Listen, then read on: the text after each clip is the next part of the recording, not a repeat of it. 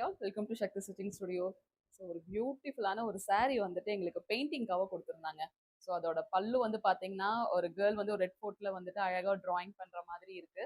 So saree ஃபுல்லாக வந்து பார்த்தீங்கன்னா அந்த ஒவ்வொரு ஸ்டாச்சுல வந்து இருக்கும் இல்லைங்களா? ஸோ அந்த மாதிரி அந்த கீழே வந்து பார்த்தீங்கன்னா அந்த முகலாய பேரரசு அந்த மாதிரி இருக்க அந்த காம்பினேஷன்ஸ்ல வந்துட்டு கொடுத்துருந்தாங்க. ஸோ எங்க வே ஆஃப் ஸ்டைல வந்து பார்த்தீங்கன்னா ஒரு பெயிண்டிங் ரோஸ் வந்து டிசைன் வந்து பண்ணிருக்கோங்க.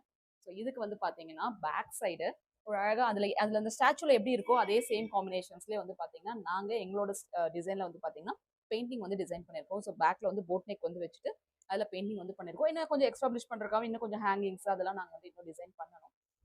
தென் ஹேண்டுக்கு வந்து பாத்தீங்க அப்படின்னா ஸோ அவங்களோட இன்ஸ்ட்ருமெண்டேஷன்ஸ் என்னென்ன இருந்துச்சோ அந்த பார்ட்ஸ் மட்டும் எடுத்துட்டு அதை வந்துட்டு நம்ம ஒரு வாட்டர் ஸ்ப்ரெட்ல டிசைன் பண்ணி அதுல பண்ண ஒரு அவுட்புட்டுங்க.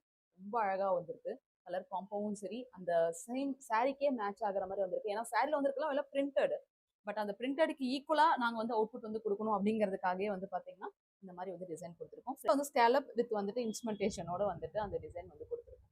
ரொம்ப அழகான அவுட்புட். ஏன்னா சாரிக்கு தகுந்த மாதிரியே வந்துட்டு பிளவுஸ் வந்து எங்களுக்கு கொடுக்கணும் அப்படிங்கிறது தான் இதோட விஷயம். ஸோ இது வந்து பிரிண்டட்.